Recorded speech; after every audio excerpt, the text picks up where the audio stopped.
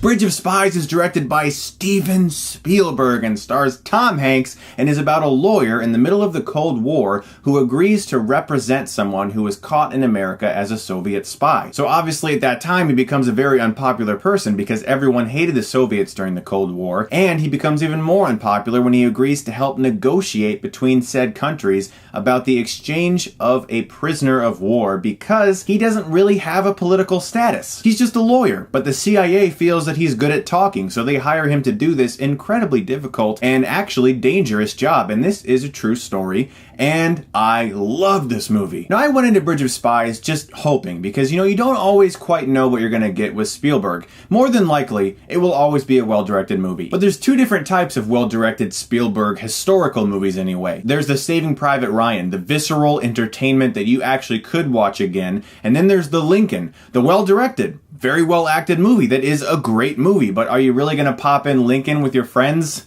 Probably not. So I was curious to see where Bridge of Spies fit into his filmography, and I gotta say, I can easily see myself watching this movie again, and I'm looking forward to buying the Blu-ray the day it comes out, which is interesting because my friends that I saw the movie with, everyone said, good movie, great movie. I just can't see myself watching it again, or at least not for a while, which I can understand because Bridge of Spies is not a movie like, say, Munich. It's a historical movie, but Tom Hanks isn't sent to the Soviet to assassinate spies. He's sent there to negotiate a deal. So a lot of the movie is talking. So if you're one of the people that leaves the movie going, that was a talking movie, that bored the shit out of me, then you'll probably be bored shitless with Bridge of Spies. But if you're the kind of person that actually gets tingles in your body when you watch a perfectly crafted scene, when a director cuts to a close-up at just the right moment for maximum emotional reaction, when you become aware of the fact that you've just been watching a scene in which two people are talking in a room with one long, wide take, and there's no breaks, when you notice that an entire scene was done in one take, but it doesn't appear that way because of Spielberg's brilliance at incorporating his characters in different places throughout his scene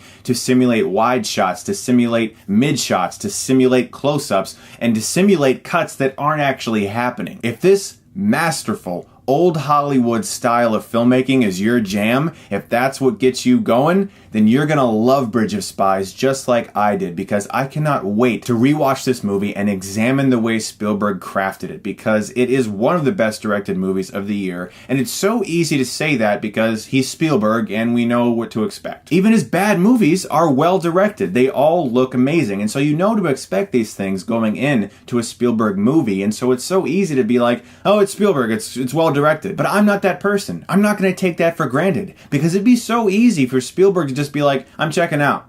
I don't care. I'm just going to make this one for the paycheck. I'm never going to take for granted this man's talent and the fact that he tries so hard with every scene, even the most minuscule dialogue scene that your average filmmaker might just view as a time waster scene to get you to the next action chase moment. Let's talk about Tom Hanks, one of the most likable actors in cinema history. This is his fourth collaboration with Spielberg after Saving Private Ryan, Catch Me If You Can, and The Terminal, and once again, he blows it out of the water. This is an Oscar-worthy performance. He's incredibly funny and just vastly everyman likable. Think Jimmy Stewart in Rear Window. This guy owns this movie. He's so terrific. There's an amazing scene in which he sits down in a restaurant and talks to someone who is following him and just blows him away, and it is beautiful, and it's all through dialogue. There's no action in this scene, and the large majority of this movie is negotiations and courtroom scenes, but what makes it so interesting is its underlying story. You get invested in this war that's going on, and it's never a war of physicality. It's always an emotional war, a war through words, and Spielberg directs it almost as if it is an action scene. He is so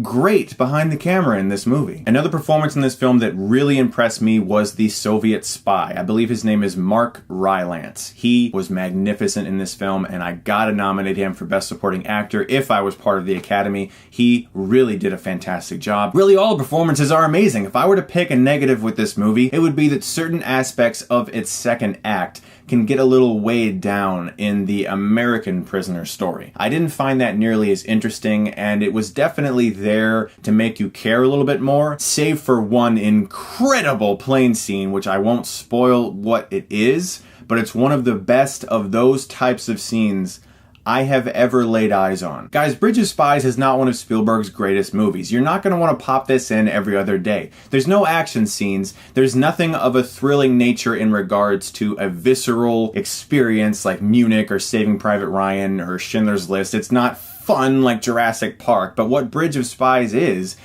literally one of the best Cold War thrillers I've ever seen, with an excellent performance by Tom Hanks. It's a very funny and likable movie, and it is masterfully crafted. I'm gonna give Bridge of Spies an A.